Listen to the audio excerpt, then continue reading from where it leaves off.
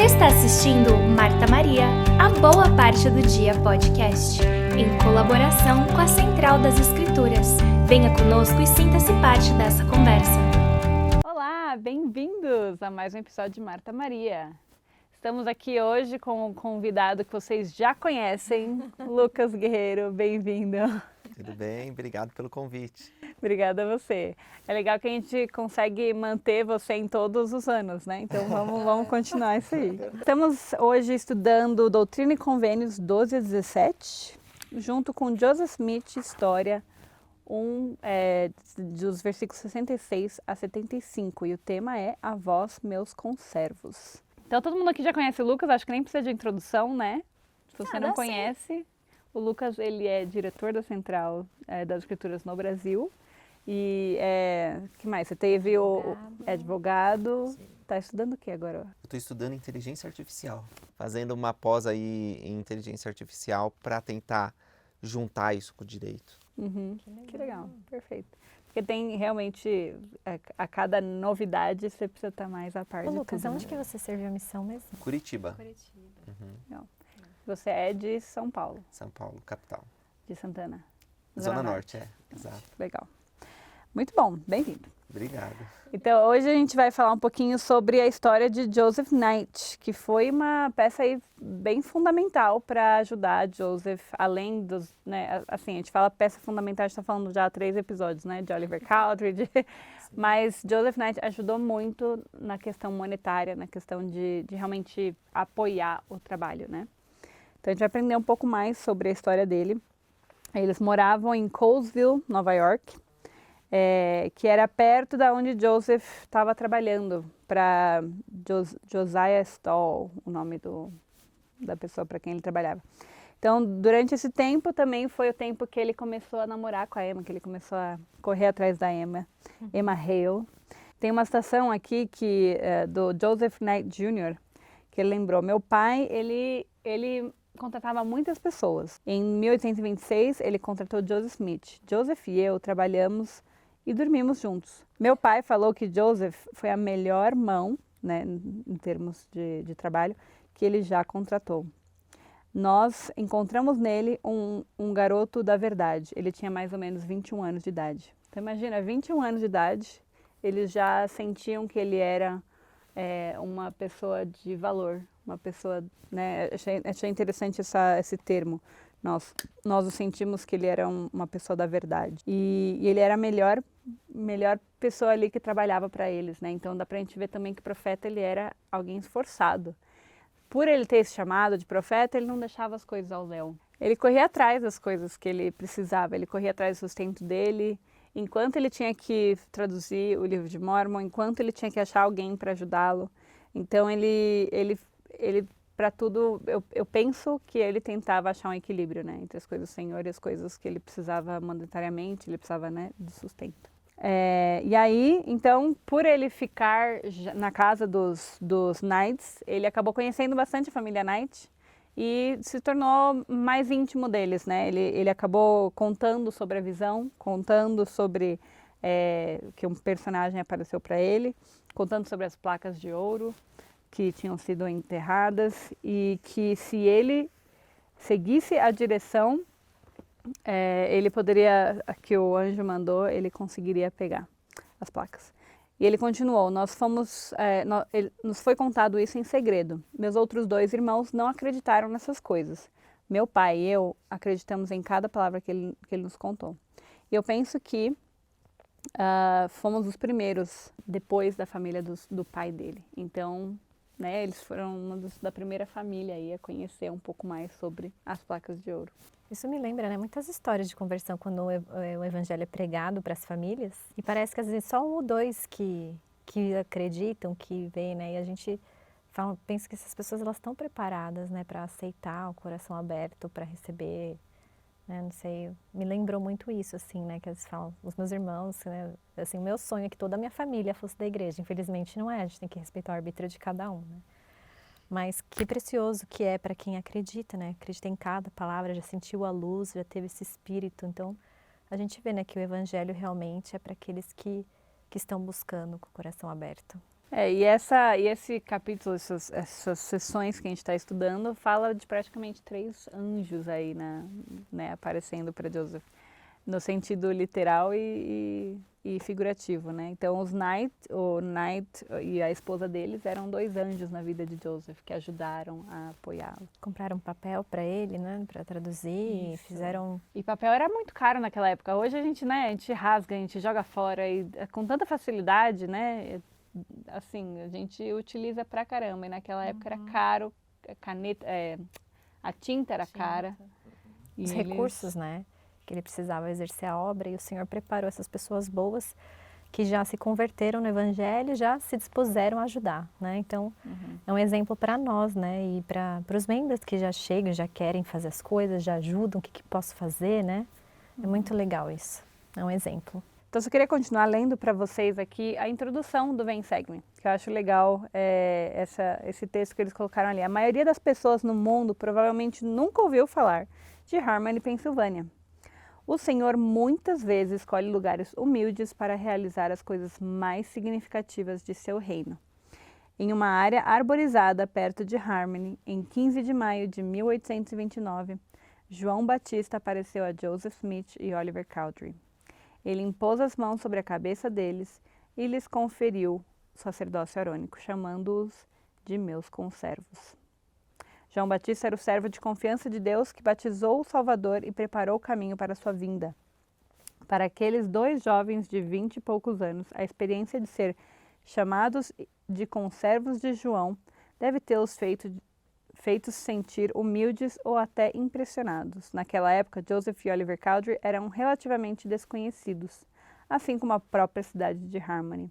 Mas a questão sobre servir na obra de Deus sempre se tratou de como servir, e não do quanto a pessoa vai ficar conhecida.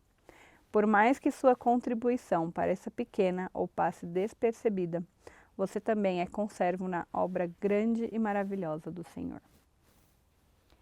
Achei muito legal essa introdução, porque me fez pensar em várias coisas, né? Não só essa questão de as coisas pequenas, humildes, se tornam significativas, as pessoas pequenas e humildes se tornam significativas, mas também que a contribuição, por mais que pequena ou que passa despercebida, também é parte da grande obra maravilhosa. Eu gostei dessa palavra do conservos.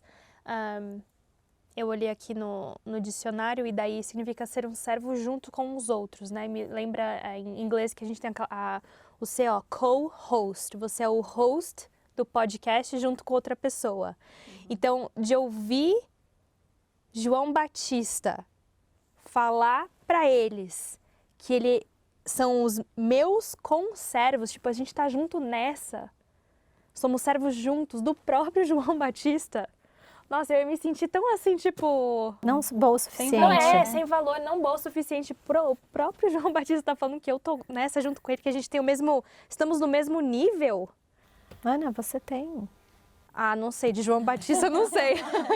Mas, nossa, deve ter sido um momento, assim, muito, muito especial para eles ouvirem isso. E também é muito legal da gente pensar que o próprio João Batista apareceu para eles.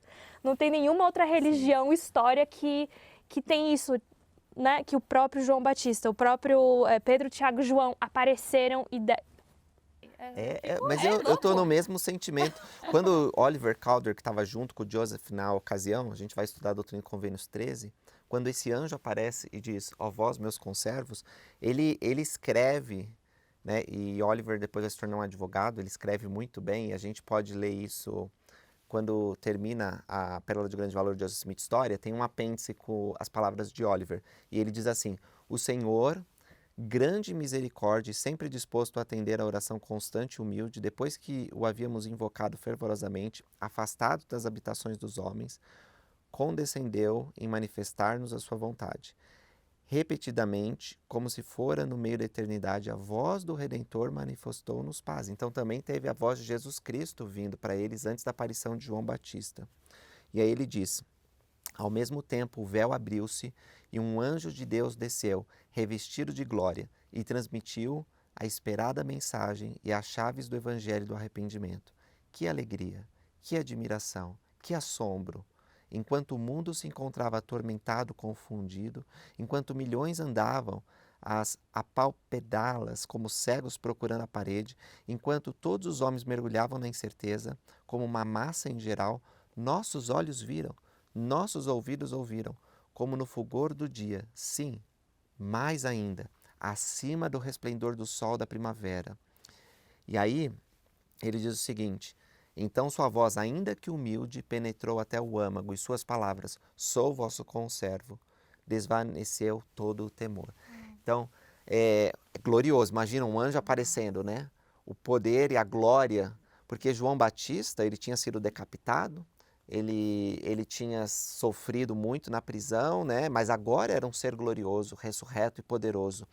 E Joseph e Oliver devem ter sentido medo quando viu aquilo, mas aí ele falou, sou vosso conservo, o temor dele cessou na hora, né? Eu também, só acrescentando também, fiquei pensando, né, imagina, né, se um ser celestial aparece pra gente, né, e é uma coisa que a gente quer saber, né, e por um lado, assim, né, a gente vai ter esse momento, na verdade, né, seja nessa vida ou se a gente morrer, né, a gente vai passar por esse encontro com algum ser celestial. E como eles também estavam preparados para esse momento, né, mesmo que temeram, a hora que ouviram a voz, né, tiveram a paz. E eu fico pensando como a gente também é conservos hoje, né? Se o Senhor ele precisa de mãos hoje, de ferramentas hoje para trabalhar na obra dele. E naquela época eles estavam restaurando tudo que precisava ser restaurado, né? E começou, né, com o sacerdócio arônico. Interessante a ordem da restauração, né? Porque o Senhor primeiro enviou o anjo Moroni para revelar onde estavam as placas. Nós estudamos sobre isso há pouco tempo atrás. E Joseph começou a traduzir junto com Oliver. E aí eles chegaram na parte do batismo e falaram assim, mas espera aí, aqui está falando da importância de ser batizado, né? E a gente não foi batizado, a gente não tem autoridade, vamos perguntar para Deus. E eles escolheram esse lugar no rio Susquehanna, ou como fala mesmo? Isso aí, falou certo. Falei certo? É lindo aquele lugar, né? E até hoje, para quem visita, está muito parecido, não teve muito avanço, assim, ainda está preservado, né? E a igreja comprou uma parte ali e a gente não sabe o local exato, evidentemente, mas foi nas margens daquele rio onde eles se retiraram para orar, como o Oliver falou, longe da multidão, né? E aí Deus escolheu aquele momento para abrir o véu e enviar João Batista. Por que João Batista foi enviado? Porque esse sacerdócio não estava na terra. Se tivesse algum ministro digno, algum apóstolo com o poder de Deus, não precisaria ser enviado do céu. Mas porque houve uma grande apostasia, Deus precisou enviar um mensageiro celeste. E João Batista, como sumo sacerdote da ordem arônica, o último, né? A lei e os profetas duraram até João, como fala na Bíblia. Então, ele, o último grande sumo sacerdote da ordem arônica, veio restaurar essas chaves. E aí, já para entrar num ponto doutrinário, que inclusive está no Pregar-me Evangelho, no Vem Segue-me, não no Pregar-me Evangelho, diz que há dois aspectos de chaves. O primeiro é mais genérico, é o que nós encontramos aí quando João Batista ordena eles ao sacerdócio, diz, eu vou dar a chave do Evangelho do arrependimento, a chave da ministração dos anjos, a chave do batismo. Isso é chave. Todo portador do sacerdócio arônico recebe essas chaves, que é o direito de agir no sacerdócio. Mas, normalmente, na igreja hoje, a gente usa a palavra-chave como sinônimo de poder de presidência, né? Ou de liderança. Então, o presidente Nelson, ele lidera porque ele possui as chaves do reino de Deus. O presidente de estaca tem as chaves para liderar na estaca, o bispo, respectivamente. Então, é bom a gente atentar essa diferença, porque quando João Batista diz que vai dar as chaves para ele, não está dizendo que ele vai ser um bispo ou um presidente de estaca, não é isso. Ele está dando as chaves no sentido que está ordenando eles ao sacerdócio. E João Batista diz, olha, vocês ainda vão receber mais, porque Pedro, Tiago e João vão vir e vão dar o sacerdócio de Melquisedeque. Eu estou agindo sob a instrução deles.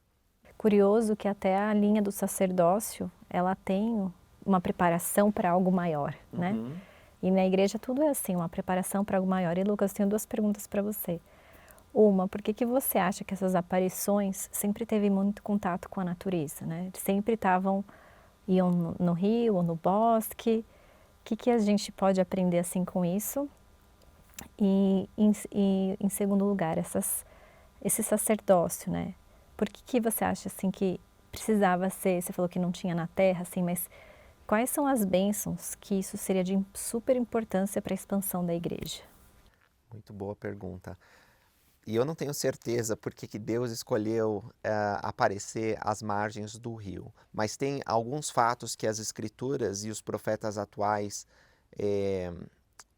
falam, né, mencionam, e a gente pode tentar responder essa pergunta. Primeiro, Deus, ele procura montanhas, bosques, quando não tem uma casa de Deus construída, um templo para se manifestar a seu povo. Deus, um ser celestial, exaltado, puro, ele aparece em lugares que são santificados. Então, quando não existem esses lugares edificados, apropriados para que Deus se manifeste, ele geralmente procura o alto das montanhas, como foi com Moisés, ou ele procura bosques. É claro que Deus ele pode aparecer em qualquer lugar, né, e santificar o lugar, como foi no bosque sagrado, né? Todo lugar foi transfigurado para receber a presença de Deus. Mas quando tem um templo na terra, nós aprendemos nas Escrituras que Deus ele vai se manifestar a seu povo em sua casa. Como naquela época não havia um templo consagrado para ele, eu acredito que ele enviou seus mensageiros celestiais em lugares isolados do mundo, onde essa manifestação podia acontecer e essas bênçãos poderiam ser dadas. Antes de você seguir para essa pergunta, na verdade tem uma complementação. Na história de Joseph, a mãe dele, a Lucy Mack Smith, a família dela inteira era muito ligada à religião, por mais que eles sempre estavam procurando a verdade também. E ela tinha o costume de ir para bosques. Ela tinha o costume de orar nos bosques. Isso está na história dela, né, em vários livros. Mas, então, eu imagino que Joseph tenha aprendido dela que o melhor lugar de se falar com Deus, num lugar quieto, era na natureza. Então, ele sempre procurava isso. Então, acho que tem muito a ver também com o que a gente busca, onde que a gente busca a paz. O presidente Nelson falou exatamente o que você está dizendo, que ele aprendeu com a mãe aonde e como orar. E eu acho que é assim com a gente também. Eu lembro quando meu avô ele morreu, nós estávamos em Santos, né? Meu avô morava em São Paulo e nós recebemos essa ligação de que ele tinha ido para o hospital e a gente não tinha bem certeza se ele tinha falecido ou não. E eu era muito ligado ao meu avô, inclusive nasci no mesmo dia que ele, né? 17 de março. E é o único avô que eu conheci, porque o meu avô paterno ele faleceu antes de eu nascer. Então era muito ligado e quando nós recebemos essa notícia fiquei bem triste e desconfortável, então fui para o único lugar isolado da casa, que era o banheiro, porque os outros lugares não tinha fechadura, né? Você abria as portas e tal, e aí eu fui no banheiro, tranquei e fui fazer uma oração bem sincera para o Pai Celestial, e naquele momento eu soube que meu avô realmente tinha falecido e que tudo bem, as coisas iam ficar bem. E senti aquele conforto espiritual. Então, em alguns momentos da nossa vida, a gente precisa ir para o nosso deserto, a gente precisa ir para o nosso bosque. É bom quando a gente vive perto de um templo. A grande maioria dos membros da igreja hoje, eles podem ir para um templo dirigindo 1 hora no máximo, né? Graças ao presidente Nelson e à inspiração de Deus que tem se derramado sobre o profeta, muitos templos estão sendo construídos. Então nós podemos ir para o templo, para o jardim do templo, se você ainda não pode entrar, né? Ou porque é membro novo, ou porque não está digno. Ou nós podemos ir para dentro do templo e orar e conversar com Deus. E naquele deserto, naquele lugar sagrado, Deus ele pode se manifestar de uma maneira mais poderosa, porque nós nos preparamos e o lugar foi preparado para receber revelação. Agora, se você não consegue ir, talvez o banheiro ou o seu quarto seja o lugar onde Deus vai escolher se manifestar. E eu sou muito grato por ter tido aquele momento com o Pai Celestial nesse lugar secreto, porque Deus ele pôde transmitir coisas que foram muito significativas para mim naquele momento e dá um conforto que não podia ser alcançado de uma outra maneira. Obrigada. Eu lembrei a gente compartilhou uma vez, acho que um dos primeiros episódios que a gente gravou, tem um poema ou uma história de alguém falando que Deus vai até as mulheres, né? Que a mulher fala que ela sempre ouve nas escrituras, né? Que Moisés foi à montanha, que não sei quem foi até, e eram todos homens, né? E daí ela falou assim, mas e nós, mulheres? A gente tá lá na casa, lavando louça, lavando roupa, as crianças não deixam a gente nem no banheiro, que a gente fica com as mãozinhas dele lá tentando, sabe, por debaixo da porta. E eu, quando que eu posso ir até a montanha para falar com Deus? E daí é bonito que ela fala assim, que ela percebeu que Deus vem até as mulheres, né? Que era quando a Maria estava fazendo um dos rituais, né? Lá no sepulcro, ela tinha que ir lá para fazer um serviço. Foi quando Jesus apareceu para ela, né? Então tem vários outros momentos nas escrituras onde as mulheres estão fazendo coisas comuns, buscando água num poço. E quem que elas encontraram? Jesus. E tem na história da igreja, eu acho que faz parte da designação da semana, porque a gente fala das 3 testemunhas. E entre as 3 testemunhas estava David Whitmer, cuja mãe era Mary Whitmer, se não me engano, e também estava atarefada, fazendo um monte de coisa e frustrada porque tinha recebido Joseph e Oliver, fora a família numerosa dela, e assim, só aumentou o trabalho que ela tinha para fazer, né? E o que acontece? Um anjo vai até ela, o anjo Moroni chega até ela, ela não precisa ir para um bosque, ela não precisa ir para um templo, nada disso. O anjo vai até lá e fala, olha, eu vejo que você está muito atarefada, então eu quero te mostrar algo. E mostra as placas do livro de Mórmon para ela. E ela se torna uma testemunha especial sobre o trabalho que está sendo feito. E isso traz um conforto, uma segurança e as tarefas se tornam mais fáceis, né? Porque ela passa a entender que aquilo é realmente obra de Deus. Então eu gosto disso. Acho que é verdade, acho que tem tudo a ver com o que nós estamos falando. Eu escuto de muitas das nossas, as pessoas que nos escutam, né, falando, eu escuto o podcast de vocês lavando a louça, né, na academia. E eu também já tive vários momentos em que eu tô lavando a louça, que é um momento quieto, que eu tô fazendo uma tarefa que precisa ser feita, mas que vem uma inspiração do Pai Celestial com alguma coisa dos meus filhos ou alguma coisa pessoal, né? Então, eu não gosto... a gente tem que focar, né, de irmos ao templo. É muito importante a gente ir para o templo, mas se a gente está digno e fazendo as coisas, né, além das escrituras, fazendo oração, Deus pode vir até a gente. Esse ponto é importante porque a gente não tem que pensar que a revelação só pode ser recebido dentro da sala celestial do templo. Isso não é verdade em nenhuma ocasião da história da igreja ou das escrituras, porque veja, por exemplo, né, John Taylor, quando morreu, depois foi o presidente Woodruff. Quando o presidente Woodruff morreu, foi o presidente Lawrence Snow. Só que a transição entre os profetas demorava muito tempo, né? E Lawrence Snow não estava muito afim de ser presidente da igreja, sabia que aquela responsabilidade era muito pesada, muito grande, e foi na sala celestial orar. Senhor, me ajuda aí nisso, né? Eu devo conduzir a igreja como presidente do Quórum dos 12? Ou devo me tornar o presidente da igreja? O que deve acontecer? E ele orou muito fielmente dentro da sala celestial e não recebeu resposta. Quando ele saiu no corredor, ele teve uma manifestação especial. O próprio Senhor Jesus Cristo apareceu para ele e disse, reorganize a primeira presidência sem demora. Então, às vezes a gente pensa, né? Sei que é só a sala celestial que a gente pode receber revelação. A sala celestial é um lugar santificado, que foi dedicado e é especial. E lá nós podemos nos aquietar. E, sabe, as distrações do mundo a gente esquece. Então é um lugar propício para a revelação. Mas eu acredito que se você estiver lavando a louça, dirigindo, qualquer lugar Deus pode falar com você. Pode ser no corredor do templo, ou pode ser no corredor da sua casa, ou pode ser no banheiro, pode ser em qualquer momento. O que nós temos que fazer é buscar constantemente a palavra de Deus e esperar que no momento certo Ele vai nos revelar. Dificilmente, na minha experiência, né, quando eu estou agitado, quando eu estou preocupado com um problema, a revelação vem imediatamente. Geralmente Deus me revela no próximo dia, quando eu já estou mais tranquilo, ou estou fazendo alguma tarefa cotidiana, aí vem a resposta daquela aflição que eu estava na noite anterior. Porque é difícil você ter o gostinho bom do chocolate ou da menta se você está cheio de pimenta na boca, né? Você não vai perceber aquilo, porque está com coisas fortes, então você precisa meio que limpar o ambiente para receber a revelação.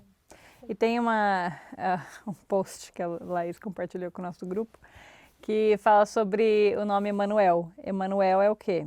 Deus conosco. Né? E não só no sentido de obter revelação em momentos, mas Deus, o que significa Deus estar conosco? E aí eu gostei que a pessoa colocou, Deus está conosco na emergência, Ele está conosco no escritório de advocacia para divórcio, Ele está conosco durante nossas provas da escola finais, Ele está conosco enquanto estamos trocando as fraldas, na prisão, no primeiro encontro, enquanto a gente está chorando feio, sabe, aquele choro ardido, quando a gente está buscando nossos filhos na fila dos pais. Ele está conosco quando eu estou trabalhando de madrugada, enquanto eu estou fazendo os 12 passos de arrependimento, enquanto eu estou no escritório, na academia, na terapia, fazendo check-out das compras no mercado, na sala de parto, fazendo a louça, no ônibus, enfim, um monte de coisa. É que eu quero falar todos porque, né? Até na batalha de custódia dos filhos, Ele está conosco na mesa, Ele está conosco na reunião de AA, de Alcoólicos Anônimos, Ele está conosco na sala de espera, durante a quimioterapia, na recuperação, no funeral. Ele está conosco no altar e Ele também está conosco quando pensamos que estaríamos casados por agora. Ele está conosco quando até que a morte nos separe se torne, tem outra pessoa, tem outro alguém. Ele está conosco quando estamos com saudade de alguém que não está lá. Ele está conosco quando o teste de gravidez está positivo e também conosco quando é negativo. Ele está conosco quando é tudo o que a gente esperava. E Ele também está conosco quando não é nada que nós antecipávamos. Ele está conosco quando não é encontrado um batimento cardíaco. Ele está conosco quando tem câncer de novo. Ele está conosco quando as crianças param de vir para casa. E também quando eles rejeitam o que eles uma vez acreditaram. Ele está conosco quando não temos certeza do que acreditamos. E também quando não conseguimos cantar as músicas. Ele está conosco quando estamos frustrados, nos sentimos traídos. E também conosco quando estamos no sentido do lado de fora. Ele está conosco hoje, amanhã, no dia 25 de dezembro e todo dia seguinte. Deus não está apenas olhando por nós. Ele não está apenas pensando um pouco em nós. Ele está ao nosso lado, Ele veio para estar conosco. A palavra não veio para ser uma teoria a ser debatida, ou um conceito a ser ponderado, ou uma filosofia a ser discorrida. A palavra se tornou uma pessoa a ser seguida, venerada, amada. O que foi o mais alto se tornou o mais baixo. Há esperança. Essa é nossa paz. O Senhor não apenas quer trazer a paz até você, Ele quer trazer a paz através de você. Há pessoas na sua vida que se sentem quebrantadas, ou que os sonhos tenham se quebrado, ou os seus colegas de trabalho que estão se sentindo sem esperança. Você tem pessoas hoje na sua vida que estão passando tragédias ou desesperadamente tentando recolher os pedaços quebrados. Jesus disse a seus seguidores, você é a luz do mundo, então vamos trazer essa luz para o mundo. O Salvador está conosco, né? Quando Joseph e Oliver receberam essa visita especial, eles sabiam que o Senhor se importava com eles. E eu queria, se vocês permitirem, explorar mais esse versículo, um versículo só, em 13, né? No Doutrina e Convênios 13. A vós, meus conservos, em nome do Messias, eu confiro o sacerdócio de Arão, que possui as chaves do ministério de anjos e do evangelho do arrependimento e do batismo por imersão para a remissão dos pecados. Ele nunca mais será tirado da terra, até que os filhos de Levi tornem a fazer em retidão uma oferta ao Senhor. E aí, quantos sacerdócios existem? Existe um sacerdócio, que é o sacerdócio de Deus. O sacerdócio de Deus chamava sacerdócio segundo a santa ordem do Filho de Deus. Mas a igreja do passado, para evitar a repetição do nome, passou a chamar sacerdócio de Melquisedeque, porque Melquisedeque foi um rei de Salém, que viria a se tornar Jerusalém, um sumo sacerdote tão exemplar que as pessoas falaram, não, ele é a personificação de como deve ser um portador de sacerdócio. Essa foi uma decisão da igreja antiga e se perpetuou. Quando Moisés, nós vamos estudar isso mais para frente, Doutrina e Convênios 84, que também é uma seção do sacerdócio, quando Moisés ele desce com aquelas placas, a lei de Deus, olha o povo com o bezerro de ouro, fazendo um monte de iniquidade, então destrói aquilo e o Senhor dá uma lei menor, que é a lei de Moisés, que nós conhecemos e já estudamos. A lei de Moisés continha uma porção menor do sacerdócio. E é chamado sacerdócio arônico porque o irmão de Moisés, Arão, ele se torna o primeiro sumo sacerdote dessa ordem. Seria como se fosse o nosso bispo presidente da igreja. E o sacerdócio se perpetua entre os levitas. Em vez dos israelitas darem os primogênitos, estou fazendo um resumão, tá bom, sobre isso, mas para entender o sacerdócio. Em vez de darem os primogênitos, os levitas eram consagrados agora ao sacerdócio. Eles oficiam no templo, e têm os ofícios e os chamados deles. Mas isso não significa que o sacerdócio de Melquisedeque, que possui outras chaves além dessas mencionadas, as chaves de administrar o reino de Deus e das coisas divinas, da nossa exaltação, elas não estavam presentes. Moisés tinha essas chaves maiores.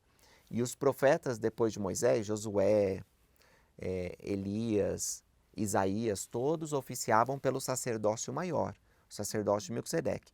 Mas ele não passava mais a todos os homens, porque eles não estavam dignos de viver essa lei celestial. Quando Jesus Cristo vem, ele tem o sacerdócio de Melquisedeque.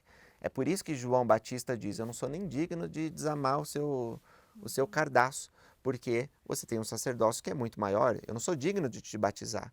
Mas Jesus disse, deixa por agora, porque convém cumprir toda a retidão, toda a justiça. Ele batiza Cristo, cumprindo as profecias, a voz de Deus se manifesta, João Batista reconhece que ele é o Filho de Deus ao ver o sinal da pomba. E assim Cristo, que possui o sacerdócio maior, e segundo Paulo é o sumo sacerdote, segundo a ordem de Melquisedeque, ele dá esse sacerdócio para os 12, né, que ele chama, eu vos chamei e vos nomeei. E esse sacerdócio permanece na igreja até que entre em apostasia. Por isso, João Batista, ele não tem o sacerdócio de Melquisedeque, não realizou nenhum milagre pelo sacerdócio de Melquisedeque, e ele tinha apenas o sacerdócio arônico. É por isso que ele diz, vai vir um sacerdócio maior depois. E nós temos a escritura, Doutrina e Convênios 27, que Pedro, Tiago e João apareceram e deram o sacerdócio a Joseph. Com esse poder, tanto o sacerdócio arônico e o de Melquisedeque, que é um só sacerdócio, mas é dividido porque tem diferentes funções e atribuições, eles podem organizar a igreja. Então eles recebem este sacerdócio arônico 15 de maio de 1829, recebem um sacerdócio de Melquisedeque, nós não temos a data, mas provavelmente foi maio ou junho daquele ano. Então, no dia 6 de abril de 1830, quase um ano depois, eles organizam a Igreja de Jesus Cristo dos Santos dos Últimos Dias. Isso não significa que eles receberam tudo o que precisaria ser recebido, porque depois, no templo de Kirtland, como o nosso profeta ensinou recentemente, ele aparece, o próprio Senhor Jesus Cristo, junto com Moisés, Elias e Elias o profeta, e concede chaves adicionais do sacerdócio. Então, essas chaves adicionais, elas não mudam o sacerdócio. Ele tem o sacerdócio, ele só pode agir em outras coisas que não podia antes. Porque, por exemplo, quando eu fui ordenado diácono aos 12 anos de idade, eu recebi o sacerdócio de Deus. Eu recebi todo o sacerdócio que precisava receber. Só que fui ordenado ao sacerdócio arônico com um ofício específico de diácono. E eu não podia fazer coisas, por exemplo, que meu pai fazia, porque eu não tinha sido ordenado aquilo. Então existe uma ordem, por isso que fala ordem do sacerdócio, né? Onde nós devemos agir. Agora vocês são 3 mulheres e grande parte do seu público é mulher. E eu pergunto, o que o sacerdócio tem a ver com as mulheres? Afinal, as mulheres na igreja não são ordenadas a um ofício do sacerdócio. mas eu vou responder para vocês e depois vocês me corrijam e adicionem coisas. Essa sessão e todos esses fatos que eu mencionei da restauração do sacerdócio, eles são tão significativos para as mulheres quanto são para os homens. Porque o sacerdócio não é apenas o poder de Deus dado ao homem, é o poder de Deus dado ao homem e à mulher. E as mulheres são beneficiárias de todas as bênçãos do sacerdócio. Por exemplo, se João Batista não tivesse aparecido, vocês não poderiam ter sido batizadas na igreja. Quando fala das chaves da ministração de anjos, significa que ao tomar o sacramento dignamente, que é providenciado pelos portadores do sacerdócio arônico, as mulheres da igreja podem ser beneficiadas do ministério de anjos. Sem essas bênçãos, elas não poderiam ter o privilégio de ter a companhia dos anjos na vida delas. Além disso, como o nosso profeta ensinou, as mulheres que entram no templo e recebem sua investidura, elas recebem o sacerdócio de Deus. Elas não são ordenadas a um ofício no sacerdócio, mas elas recebem o privilégio de ter o sacerdócio na vida delas. E elas podem exercer o poder do sacerdócio se forem retas. Assim, quando elas são chamadas, por exemplo, para ser secretária da organização das moças, essa é uma designação do sacerdócio e ela tem poder. Quando ela se torna mãe, ela pode exercer o poder do sacerdócio que recebeu no templo pelos seus convênios para abençoar a posteridade dela. O presidente Nelson disse que você não vai encontrar em nenhum manual como exercer esse poder do sacerdócio recebido no templo. Vai ter que ter revelação. Para nós homens ele deu várias instruções, mas para as mulheres é revelação. Ele confia nas suas filhas de que elas vão saber. Os homens precisam de mais, né? Precisa fazer isso, né? Porque senão... O presidente Oaks, ele se tornou órfão do pai quando ele era bem jovenzinho, né? A mãe, ela ficou tão abalada que ela ficou, tipo, uns 2 anos, foi até para um hospício, assim, ficou num hospital. Foi muito difícil para ela, entrou numa depressão profunda, ele teve que viver com os pais um tempo. Mas, quando ela voltou à normalidade e eles voltaram a viver juntos, ele pensou, eu sou um portador do sacerdócio arônico, meu pai morreu, então quem vai decidir fazer oração, a reunião familiar sou eu. E ele ficou confuso porque a mãe continuou dizendo quem ia fazer as tarefas e quem que ia fazer oração. Ele falou, mas como assim, né? É porque a ordem dentro da casa é diferente da igreja, né? E a mãe, ela lidera dentro do lar junto com o pai. E no caso dele estar ausente, a mãe assume essas responsabilidades divinamente atribuídas. Perfeito. Eu estava escutando um podcast que estava falando sobre isso, eu acho que era o Follow Him, do John By The Way. E eles estavam conversando, ele perguntou assim, se tem uma reunião, uma atividade, um serão, sei lá, da Sociedade de Socorro, e tem um irmão participando. Um dos maridos foi. Quem está presidindo essa reunião? Supondo que ele tem um sacerdócio, Ele né? tem um sacerdócio, de Melquisedeque. Quem está presidindo? A presidente da Sociedade de Socorro está presidindo aquela reunião. Porque ele não tem nada a ver com aquela reunião. Se fosse o bispo, sim, o bispo estaria presidindo porque ele tem, né, a autoridade. Ele preside a ala. Mas só porque um irmão tem um sacerdócio que não tem nada a ver com a atividade da SOC, ele não está presidindo. É a presidente da Sociedade de Socorro. E eu achei isso muito interessante porque isso esclareceu muito para mim. Ficar, quem que preside, quem que tá... É quem tem autoridade naquele chamado. Eu gostei muito que o Lucas falou do templo, né, e do sacerdócio que a gente recebe lá. E para mim é muito forte, né, ter um portador de sacerdócio na minha casa e saber também que para mim também é o mesmo valor, sabe? Até nos próprios chamados, assim, quando a gente tem um marido que serve, né? O meu marido servia como bispo e eu me sentia parte daquele chamado de certa forma, né? Não é exclusivo do homem as bênçãos, né? A família inteira é abençoada, a família inteira tem poder, tem oportunidade de servir. E de ter carisma pelas pessoas, empatia, mostrar amor, né? Ser realmente representante de Cristo. Então é muito importante o sacerdócio e a importância de hoje, né? Do evangelho hoje, você falou, né? Com revelação, para poder abençoar as nossas vidas. Você falou a palavra revelação, porque eu acho que a gente tem que mudar o nosso vocabulário de acordo com o profeta vivo que recebe revelação. Antigamente a gente falava assim, a reunião do sacerdócio, como se fosse a reunião dos homens, né? Mas a reunião do sacerdócio não é reunião para homens, ensinou o presidente Oaks. É uma reunião para portadores do sacerdócio. Então, se um homem não tem o sacerdócio, ele não precisa estar lá, né? E é a mesma coisa no lar. Você mencionou a bênção que você tem de ter um marido que é um portador do sacerdócio. Mas existem muitas mulheres que são solteiras ou divorciadas e que não têm o privilégio, né, de ter um homem portador do sacerdócio digno. Então, essas mulheres estão desamparadas? O profeta disse não. Essas mulheres, elas têm as bênçãos do sacerdócio. Elas não podem, evidentemente, pegar a própria mãe e dizer, eu me abençoo. Elas não podem dizer, eu sou a diácona, eu sou... Isso não, porque a ordem do sacerdócio, a revelação que você receber não vai contra as coisas estabelecidas de Deus. Porém, você não está desamparada. Deus, ele cuida de você. E você tem direito a receber as bênçãos que vêm do poder dele, poder do sacerdócio. Então, nenhuma mulher que é sozinha, solteira, ou viúva, ou divorciada, porque não tem um homem portador do sacerdócio de Melquisedeque do lado dela, tem que pensar que está excluída das bênçãos de Deus. Isso não é verdade. Quando ela precisar de uma bênção, ela chama o presidente do coro de elders, ou os missionários, alguém, e vai dar bênção. E a casa dela pode ser uma casa onde as bênçãos do sacerdócio estão presentes, porque ela recebeu a investidura divina.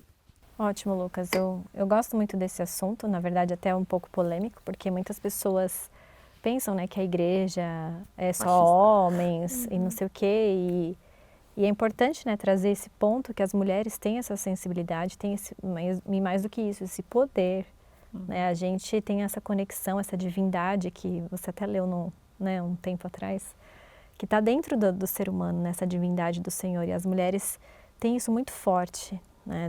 Os homens também têm, mas eu acredito que as mulheres têm essa, muito mais as essa mulheres. sensibilidade. Eu estou muito animado para ver vocês gravando Doutrina e Convênios 25.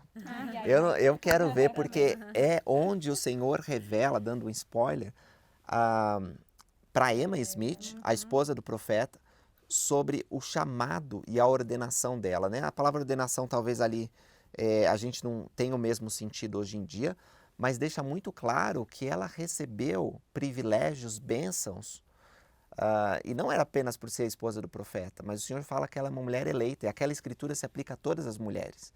Então, a mulher que sente que a participação dela na igreja é menos do que o ideal, talvez não entendeu muito bem as escrituras. Então, estou ansioso para que ela assista a aula de vocês, Doutrina e Convênios 25, porque tenho certeza que vocês vão falar o potencial que a mulher tem na igreja. Hoje, a mulher, ela participa dos conselhos, os conselhos máximos da igreja, né? A gente tem mulheres na presidência da Sociedade de Socorro Geral, na presidência das moças, e junto com os apóstolos, elas também participam. E uma coisa sobre a Sociedade de Socorro, também já dando um spoiler, é que Joseph Smith disse, sem a Sociedade de Socorro, a restauração não estaria completa. Era uma coisa importante de acontecer. Então, João Batista trazendo o sacerdócio é uma coisa, Pedro, Tiago e João é outra. Agora, quando a Sociedade de Socorro vem, é parte da restauração, porque na igreja primitiva de Cristo havia uma organização de mulheres, como o profeta Joseph Smith ensinou. Então, é maravilhoso fazer parte da igreja, a gente vê o potencial das mulheres no reino de Deus. Sem as mulheres, a gente não consegue preparar a igreja para a segunda vinda do Messias. Não, e a gente vê na história muitas mulheres que fizeram total parte, Eva, Maria. Sem elas, assim, desculpa, mas sem ela nada aconteceria, sem as duas, né? Assim... E eu acho interessante que até a maioria das religiões, ou até quem não é religioso, mas já ouviu a história de Adão e Eva, eles veem Eva como uma bruxa, tipo, nossa, é culpa sua que a gente está aqui, né? E a gente já tem uma visão diferente, nossa, ainda Eva se tocou que aquilo fazia parte do plano. Né? Então era a gente tem uma outra, ela ter feito era esse importante, ela teve uma visão iluminada ali, né, do que ela devia fazer. E outra coisa que eu também gosto de pensar muito é no templo. Se você já passou pelo templo e você fez iniciatórias, você sabe que as mulheres ali estão oficiando aquela ordenança. Então que poder que é aquelas usam? É o sacerdócio. É o sacerdócio. Até falando de Eva, desculpa, só completando, quando, também já dando um spoiler de Doutrina e Convênios 138, vocês vão gravar lá no final do ano, mas quando Joseph F. Smith tem a visão da redenção dos mortos, ele diz assim, eu também vi Adão, o ancião de dias, e nossa gloriosa mãe Eva.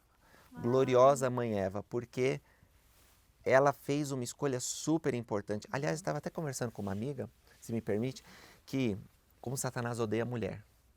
Ele odeia a mulher. Ele odeia todos nós, mas a mulher em especial, porque quando tem a queda de Adão e Eva, e o Senhor expulsa Satanás e diz, a semente da mulher vai ter poder para pisar a cabeça do demônio e vencer ele, a semente da mulher é Jesus Cristo, porque foi o único que nasceu apenas de uma mulher, sem a participação de um pai mortal, né? Então, ele odeia a mulher, ele procurou rebaixar a mulher em todas as civilizações do passado. E até hoje, as mulheres lutam, apesar da gente viver muito melhor nessa sociedade do que no passado, ainda assim, tem muitas mulheres que não ganham como os homens, que sofrem preconceito, enfim, vocês sabem, melhor do que eu, né? Mas eu imagino que tudo isso é porque Satanás odeia a mulher. Alguém que é participante do poder de criação a ponto de trazer os filhos de Deus para a terra. E que pode exaltar os homens de Deus, porque sem uma mulher, primeiro a gente não nasce e segundo a gente não chega no mais alto grau de glória. Nenhum homem consegue chegar no mais alto grau de glória sem estar selado a uma mulher. Então, Satanás odeia vocês e ele faz de tudo para destruir. Mas Deus ama vocês, conta as lágrimas e dá um poder especial às mulheres. Por isso que eu fico muito irritado quando alguém na igreja não entende sobre o poder do sacerdócio. Não é um poder de homens, é o poder para os filhos e filhas de Deus. Todas as mulheres são abençoadas pelo sacerdócio. Deus nunca deixaria suas filhas desamparadas na sua igreja. E uma das coisas que eu aprendi aqui também no discurso do Elder Welland, que está aqui, que fala sobre o sacerdócio e o poder da expiação, que ele fala assim, devido ao seu sacrifício expiatório, Jesus Cristo tem o poder e autoridade para redimir toda a humanidade. Para tornar acessível o poder de sua expiação, ele delegou uma porção de seu poder e de sua autoridade aos homens na terra. Esse poder e essa autoridade delegados são denominados sacerdócio. Isso permite que os portadores do sacerdócio auxiliem o Pai Celestial e Jesus Cristo em seu trabalho de levar a efeito a salvação e exaltação dos filhos de Deus. E aí fala, isso acontece porque o sacerdócio concede a seus filhos a oportunidade de receber as bênçãos do poder da expiação do Salvador. Então, o sacerdócio está intrinsecamente ligado ao poder da expiação do Senhor, né? Por isso que também, né, aos bispos tem ofício de julgar, né, de ser juiz de Israel, de ajudar as pessoas a trazer as pessoas, mostrar às pessoas o caminho do arrependimento, né, para trazê-los de volta à presença do Senhor. Também vocês vão estudar a Doutrina e Convênios, nós vamos estudar a Doutrina e Convênios 84, que fala que o poder nas ordenanças do sacerdócio se manifesta o poder da divindade. E sem as ordenanças do sacerdócio não se manifesta o poder da divindade na carne. Então, por meio das ordenanças, que todas as ordenanças representam a expiação, né? Desde o batismo, porque ele conta aqui como ele foi batizado. Foi imerso na água, faz parte dessa aula. Depois eles foram ordenados, todas as ordenanças remetem a Jesus Cristo e sua expiação. As ordenanças, elas destravam poderes da expiação de Jesus Cristo que de outra forma não seriam destravados. Todos nós vamos ser abençoados pela expiação. Você pode ser um assassino, um adúltero, você vai ser abençoado pela expiação no sentido que você vai ressuscitar e vai ter um julgamento justo. Mas para onde você vai com o reino de glória depende da sua retidão. E para ir no mais alto reino de glória precisa passar por certas ordenanças, certos convênios que te remetem a Jesus Cristo. O batismo remete a Jesus Cristo. O templo remete a Jesus Cristo. Quando você passa por essas ordenanças, o poder da expiação vai sendo desbloqueado, de modo que você vai sendo justificado e santificado. Então o poder da divindade vai se manifestando na tua vida. É maravilhoso ver como isso vai acontecendo. Agora, isso vai linha sobre linha, preceito sobre preceito, tanto o nosso entendimento como a história da igreja. Quais são os exemplos de poderes de divindade que são manifestados para o pessoal? Eu acho que essa passagem tão pequena, ela já revela muita coisa. Por exemplo, a gente pode falar sobre as chaves do arrependimento. Uma coisa tão boa é se arrepender, não é? Porque a gente comete erro, faz uma besteira, fala uma coisa ruim ou deixou, esqueceu e... Mas quando a gente, nessa tristeza, pede perdão a Deus e a gente sente que Deus ele realmente nos perdoou, nossa, É uma coisa muito boa. Agora, essa chave só é possível exercer por causa do sacerdócio que foi restaurado. Ou a outra bênção que nós temos é do batismo. Vocês já batizaram suas crianças, provavelmente? Não, ainda não. Ainda está novinha. É verdade, são criancinhas. Mas a Carol já. E agora está na missão, inclusive, convidando outros a serem batizados. Inclusive, penso nele quando leio a Doutrina e Convênios 12 ou depois o 14, quando fala assim, a coisa de mais alegria para você vai ser declarar arrependimento, né? E é maravilhoso pregar o evangelho. Está pregando o evangelho de arrependimento e de batismo. O dever dele, do seu missionário, é trazer as pessoas para Cristo por meio do batismo. Esse é o ponto central, arrependimento, batismo e dom do Espírito Santo. E essa é uma grande bênção. Outra grande bênção aqui, para terminar, é quando fala do ministério de anjos. Como eu falei para vocês, os membros da igreja têm direito à ministração de anjos. Todos aqueles que tomam o sacramento dignamente, eles têm acesso aos anjos. Aí você pode falar, Lucas, mas eu nunca vi um anjo. Os anjos não precisam aparecer, e às vezes até melhor que não apareça, que a gente vai tomar um susto, né? Mas podem aparecer. Tem muitos casos que eu posso citar da história da igreja de pessoas conhecidas que receberam o ministério de anjos. Mas os anjos, eles podem ser invisíveis, ou podem ser pessoas que estão nos ajudando desse lado do véu. Os anjos, eles podem sussurrar palavras na sua mente, no seu coração, de modo a mudar o seu caminho, ou fazer você lembrar uma escritura. Então, esse ministério de anjos é real, ainda mais quando a gente define ministério de anjos com o que fala em 2º Nefe. Os anjos falam pelo poder do Espírito Santo. Falam, portanto, as palavras de Cristo. Por isso vos diz, banqueteai-vos com as palavras de Cristo. Então, se as palavras de Cristo são a voz dos anjos, a língua que eles falam, então nós temos esse privilégio porque somos membros da igreja, porque temos as bênçãos do sacerdócio. Então são várias, são muitas, mas basicamente sacerdócio é salvação. Sobre isso. Mas é interessante que esse grupo de escrituras que a gente está estudando hoje está falando sobre anjos que ajudaram o Joseph naquela época. A família Whitmer, a família Knight, tudo foram anjos para ele naquele momento. Quando ele mais precisava de ajuda, eles estavam lá para ajudar. E o que você falou é interessante que essas últimas sessões que a gente tem estudado, começa sempre com uma obra grande, maravilhosa, está para iniciar-se entre os filhos dos homens. Tem algumas, né, que começam com esse... E aí ele fala, no 3, eis que o campo já está branco para a ceifa. Portanto, quem deseja ceifar, lance a foice com vigor e ceife enquanto durar o dia, a fim de entesourar para a sua alma a salvação eterna no reino de Deus. Né? Então, aqui ele está falando, era uma revelação para Joseph Knight, né? E ele fala que ninguém pode participar no 8 desta obra, a menos que seja humilde e cheio de amor, tendo fé, esperança e caridade, sendo temperante em todas as coisas, em tudo que lhe for confiado.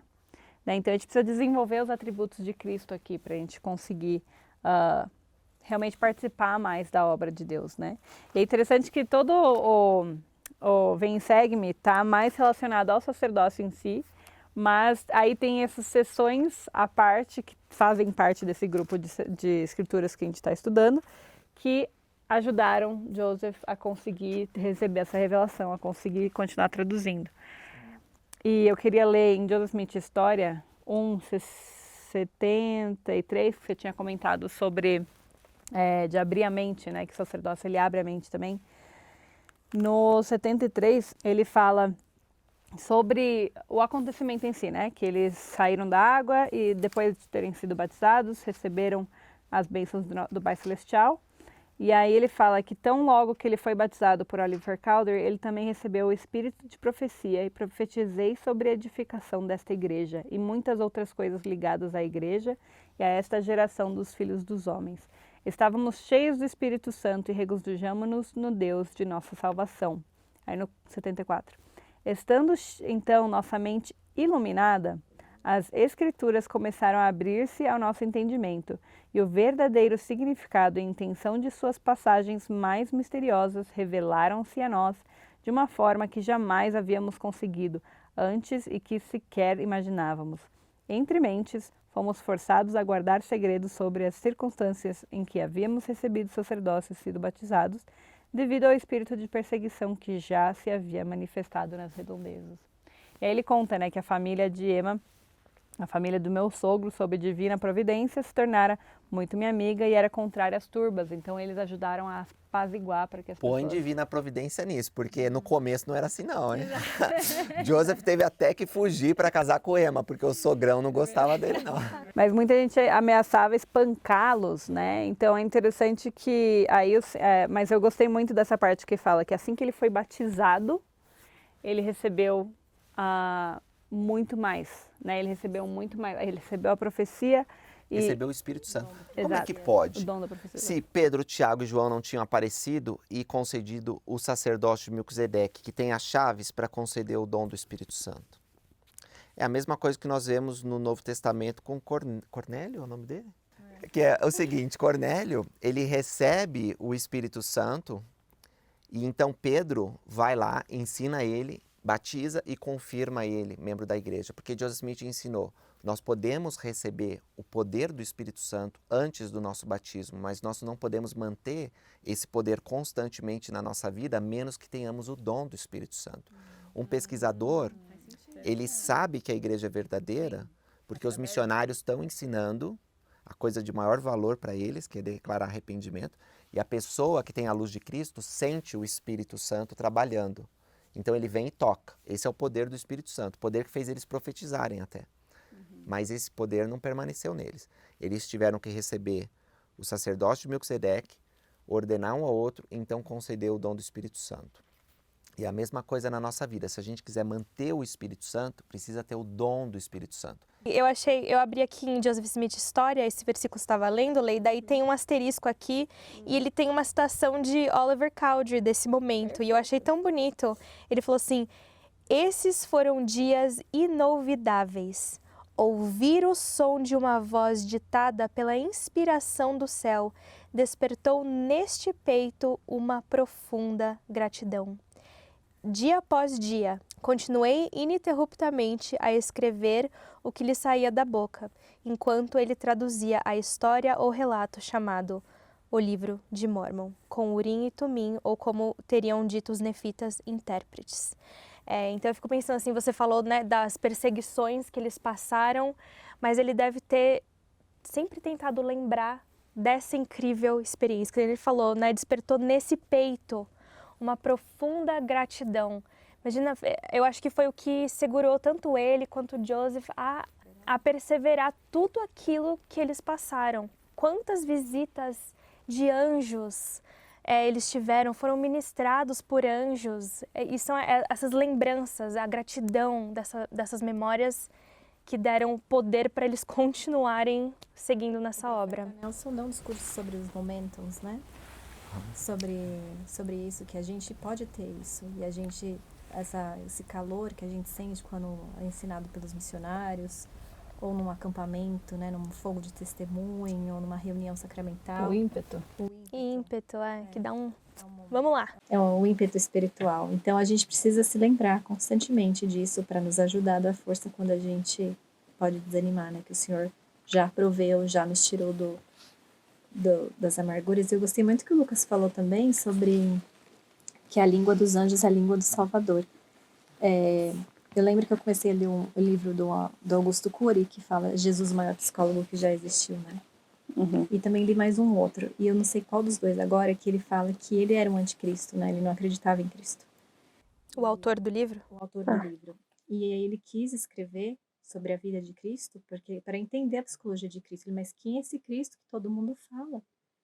E ele falou que não existe cérebro humano que agiria como ele agiu, que no momento da cruz, sendo agoniado, ainda pediu perdão porque eles não sabiam o que estavam fazendo, né? Pedindo ainda perdão pelos irmãos que maltrataram ele.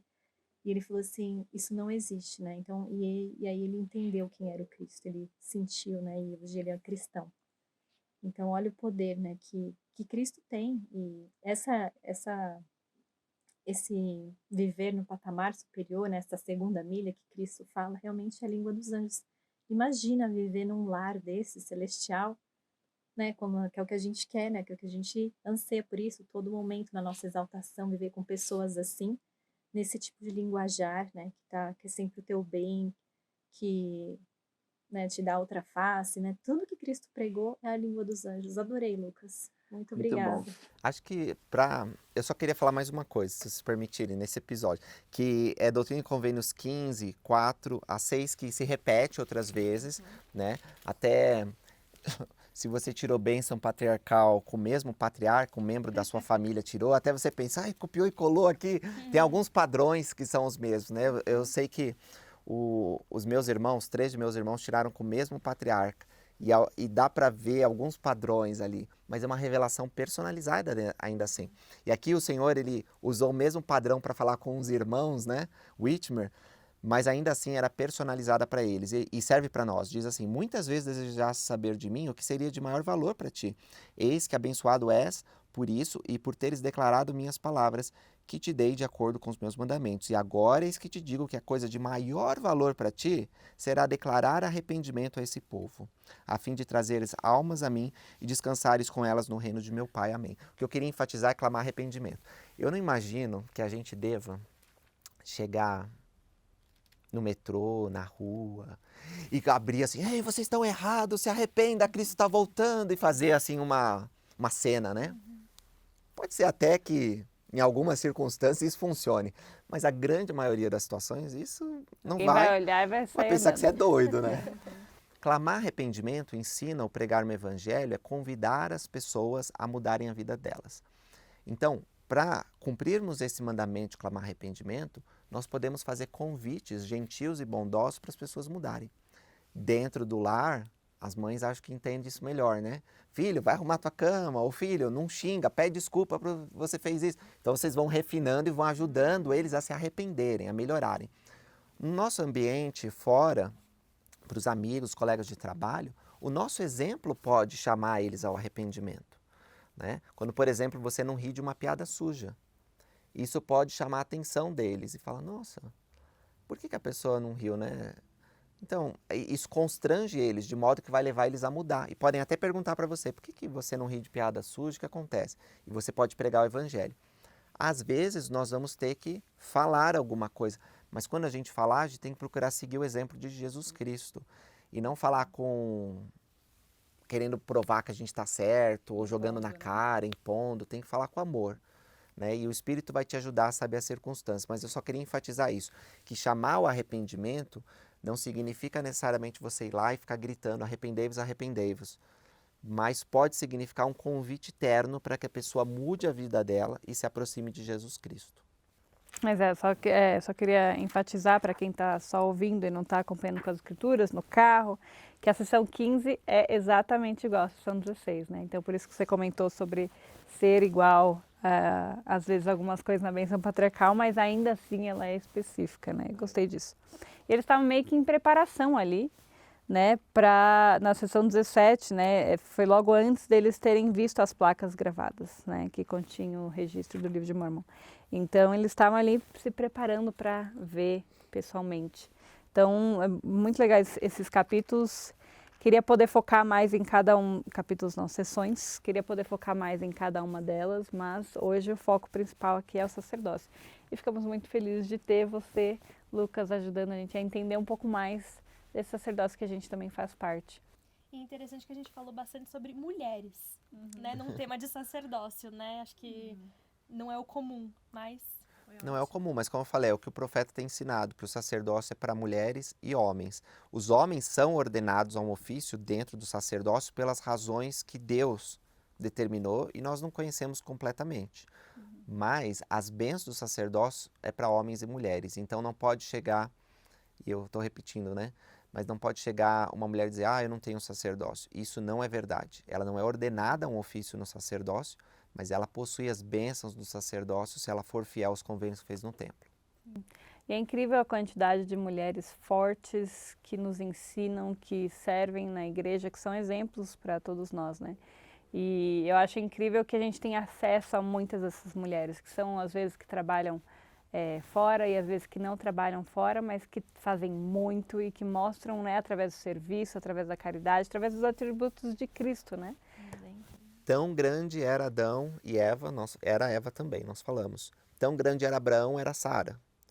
Tão grande era o seu marido como bispo porque tinha uma esposa. Não é quando para ser chamado um novo bispo, eles não entrevistam a esposa? E se a esposa não for apoiar, o rapaz não é chamado como bispo, não tem jeito. Porque precisa estar num nível espiritual igual. Tão grande não quer dizer que tem as mesmas responsabilidades, porque o chamado é dado ao homem, ao bispo. E ao profeta, o presidente Nelson, tem um chamado de ser o presidente sumo sacerdócio de Melquisedeque para o mundo. Mas a esposa dele, ela está no nível espiritual igual. Porque senão não poderia acompanhar e dar o suporte que ele precisa. Ela é ótima. Ela pega o velhinho assim, ó. Eu acho legal que, eu lembro quando o Bruno foi chamado para ser conselheiro do nosso bispo lá em Idaho, e eu achei muito legal que realmente nessa entrevista, né, os dois são entrevistados. Eles não entrevistam só o homem, eles entrevistam os dois. Porque os dois recebem esse chamado. Ele recebe o ofício, ele recebe as chaves, tudo, né? Mas a mulher, ela igualmente serve. Então, eu estava até conversando com o Bruno esses dias, que teve a mudança de bispado, né? E aí eu estava conversando com ele, né? Mas é interessante que a família inteira tem que aceitar o chamado. Porque não é só, meu marido serve, eu vou ficar aqui em casa, vou ter que cuidar das crianças muito mais, agora o meu marido vai estar na capela o tempo todo. Mas não, você igualmente você tem que aceitar o chamado, porque você também tem que servir, tanto quanto. Você vai ter que servir, você vai ter que conhecer mais todas as mulheres da ala, você vai ter que conhecer mais as crianças, porque você precisa também ser os ouvidos do teu marido, você precisa ser os olhos do teu marido. Você não vai ficar fuxicando a vida de ninguém, não é isso que eu estou falando. Mas isso acontece em oposição também. Quando a mulher recebe um chamado de mais destaque, por exemplo, ela é chamada para presidir a Sociedade de Socorro, provavelmente o homem não vai ter um chamado de muita demanda de tempo. Porque ele vai precisar apoiar a mulher. Então, dos dois lados é igual, né? Isso aconteceu quando eu fui chamada como presidente da primária. Porque o Bruno foi entrevistado, ele falou, você vai apoiar a sua mulher? E ele me apoia muito, porque tem muitas vezes que eu saio de casa e eu falo, amor, fica com as crianças que eu vou ter agora conselho. Ou então, vai para casa, faz o almoço que eu vou ter conselho. Ou então, tem atividade dos valorosos, fica com os pequenos e vou lá. Então, o Bruno, igualmente ele serve junto comigo. Aí às vezes eu preciso decorar 1 hora antes, vai lá comigo me ajudar a decorar. Então, né, ele faz muito mais parte da primária do que às vezes até os professores, tudo. Obrigada, amor. Mas os nossos cargos, eles nos refinam também, né? Então, nós todos temos a oportunidade de servir. Eu não conheço outra religião, outra organização tão organizada, nem de trabalho, que permite com que todos sirvam de maneira igual e sejam tão expostos. Então, nem em organizações de trabalho eu vejo tantas pessoas podendo simplesmente ir lá na frente para falar sobre o que acredita, sobre que, né, assim, livremente numa reunião de testemunho, né, do trabalho. Você não vai na frente da igreja inteira, né, da empresa inteira para falar sobre algo que acredita ou sobre o que aprendeu com o seu colega de trabalho. Né? Então, a igreja ela nos dá muitas oportunidades de serviço, ela nos dá muita oportunidade de crescimento. O evangelho é isso, é uma oportunidade da gente poder crescer para podermos nos tornar reis e rainhas e estarmos juntos com Deus. Né? Então, só para retomar o tema da nossa aula, que é ó vós, meus conservos, né? Que possamos ser conservos, né? Possamos realmente nos qualificar para estar sempre trabalhando com o Senhor e sendo donos desse sacerdócio, né? Podendo honrar esse poder, esse privilégio que nós temos de termos. Magnificar os nossos, exatamente. Pensei, né? É um desenvolvimento pessoal e comunitário. Então, quando a gente é um conservo do Senhor, a gente está se desenvolvendo pessoalmente e abençoando junto. Então, é isso. Ó, vós, meus conservos. Vamos lá. Exatamente. Então, obrigada a vocês. Obrigada, Lucas, por estar aqui com a gente. E obrigada a você que está assistindo aí. Somos muito gratos pela plateia, pelas pessoas que nos incentivam, que nos ajudam, que comentam sempre, que encontram com a gente em alguns lugares e vêm falar com a gente. Somos muito gratos por podermos ter o apoio de vocês e também a ajuda de vocês. Eu gosto muito de receber quando, às vezes, a gente recebe alguma inspiração que alguém teve, alguma história pessoal que se relacionou com o estudo da semana. E se você tiver algo para compartilhar, às vezes para a gente compartilhar com os outros, também manda para a gente. A gente vai adorar poder fazer com que você faça mais parte dessa obra também. Então curte aí, comenta, porque tem pessoas que assistem e não estão seguindo ainda vocês. Inscrevam-se. Tem que se inscrever no canal, porque assim, elas fazem isso aqui voluntariamente. Elas deixam a família, o trabalho delas para vir aqui e poder sacrificar horas de estudo e horas de compartilhamento, não é verdade? De graça. Então, nós somos gratos que nós temos esse conteúdo. Agora, para elas se sentirem motivadas para continuar fazendo, vocês têm que fazer a parte de vocês aí. Se inscrever, compartilhar, manda para todos os grupos, não é verdade? Obrigada. Para crescer mais. E nós queremos que continue abençoando muitas e muitas pessoas. Talvez uma das formas de compartilhar o evangelho, de chamar alguém a arrependimento, é compartilhar esse link. Porque com esse vídeo as pessoas vão despertar para algumas realidades espirituais que talvez não estão despertas ainda. Perfeito. Então é isso aí. Boa semana para vocês. Que seja sua boa parte do dia. Muito obrigada por estar aqui. Se você gostou do nosso conteúdo, deixe um like, um comentário e se inscreva no nosso canal. Nosso podcast também está disponível no Spotify e Apple Podcast. Se você quer ficar mais ligado ainda no nosso conteúdo, nos siga no Instagram, em @MartaMariaPodcast.